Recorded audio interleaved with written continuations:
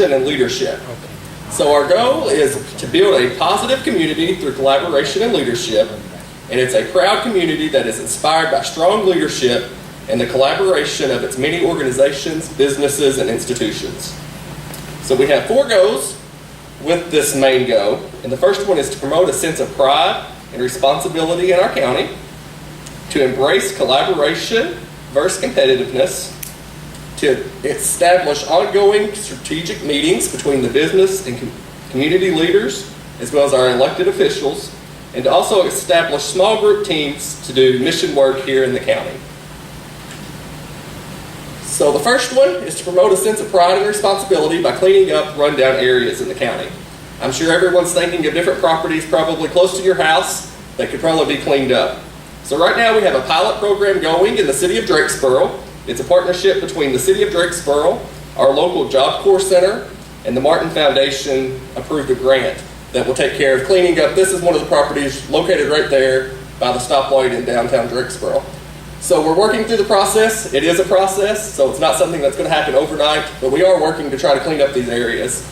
And I know the other community and city leaders are hopeful the Drakesboro project goes off very well, because I think they all have projects in their community that they're hopeful that we can get cleaned up through this process. We've also are establishing some strategic meetings. Our first one, we're having a mayor's meeting on September the 1st, and the Penny Ryle Area Development District is going to be there to give a grant workshop to all of our mayors throughout Muhlenberg County. And something that several of our cities sent representatives to, actually I think all of our cities sent representatives. 7 went to the Kentucky League of Cities Conference in Bowling Green, and they discussed the abandoned and the dilapidated properties and how to handle those and the legal aspects of those. So we had great attendance. The Martin Foundation paid to send those city leaders to that conference, and I think they all, from the comments, it was a very successful conference. So up next, we're going to talk about doing the local missions works at home, and I have Miss Martha Rhoads from Second Baptist Church, and she's going to talk about a project that their church does that addresses this need to do the mission work at home.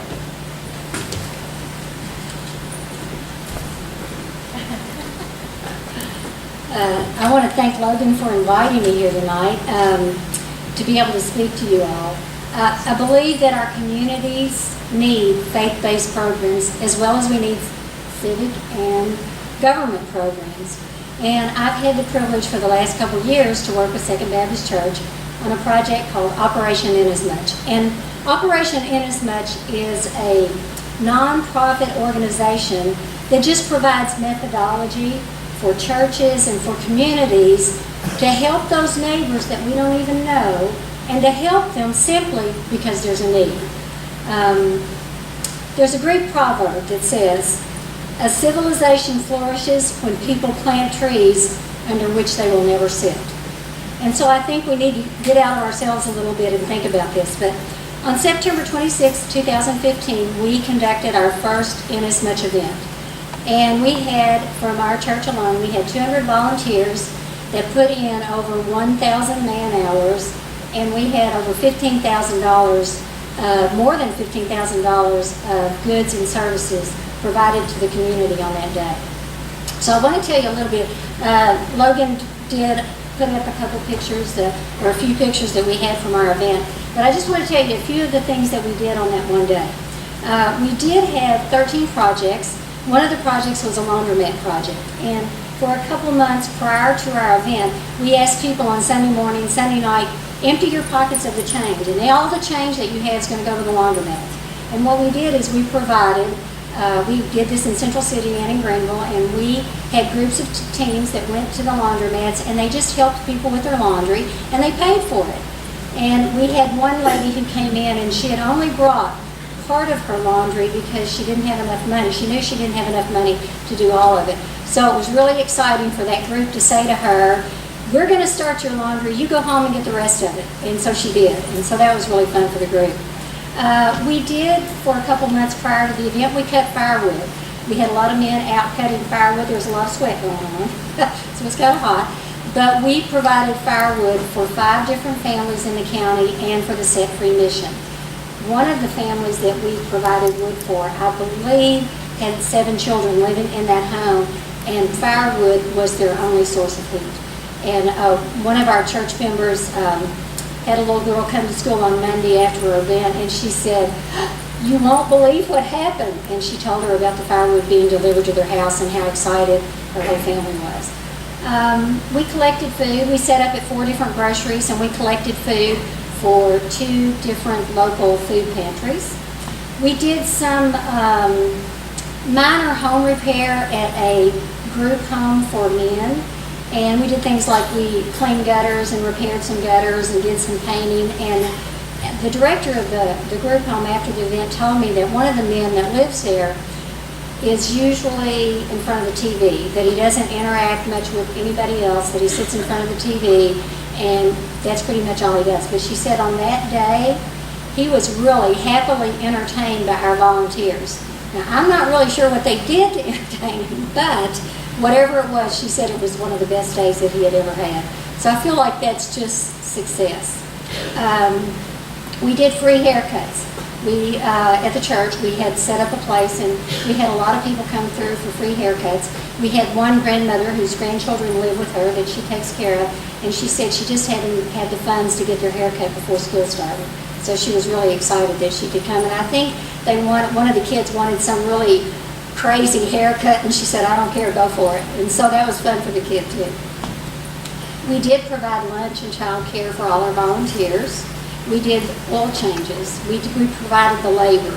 We asked people to bring the oil and the filters, and we would do the labor because we knew we wanted to make sure we did it right and got the right equipment. So they did do that. We worked at the Opportunity Center. We built a new counter for their store, and we did just a lot of general cleaning and straightening up at the Opportunity Center. We conducted 2 backyard Bible schools, one in Central City and one in Greenville. We did a book drive for the Green River Correctional Facility Library. And then we worked at the Set Free Mission in Greenville. They had a need for some new metal beds. They had wooden bunk beds, and they needed metal was a requirement. And so we helped purchase some of those beds and set those up. And then I think we also put in a new floor in the laundry room. So you can see we had a wide variety of projects so that there was something for everyone. This year, September 24th is our date, and we're going to be doing a lot of the same projects, so we're really excited about that. We've added a few more. But one of the new things that we're going to do is we're going to expand and also include the next Saturday, October 1st. We are so excited because we are going to do a free sports camp for elementary age children in our county.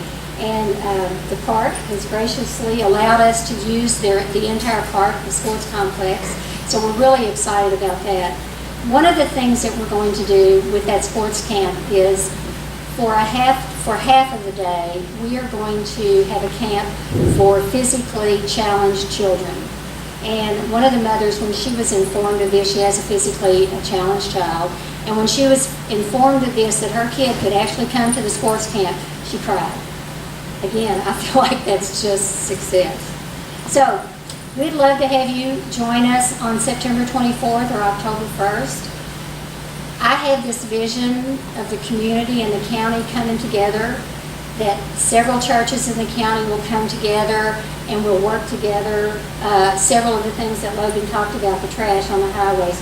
There are communities in our county, whole communities that need repair work and paint. I feel like there's, if we had the numbers of volunteers, there's so many things we could do. And Operation Inasmuch works because it's a one-day focus. It's local, it's hands-on. And it was a great event for our church. One of my goals was for people to feel loved and valued. And I think that when we help people, when they don't expect any, there's no expectation and there's no strings attached. We just help you because we care.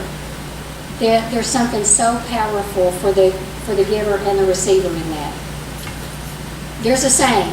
It says, love people, and if you have to, use words. But I think in our community, we have the people here that we don't have to use words all the time, that we really can put our feet to it and we can have a lot of action in this county. So, join us.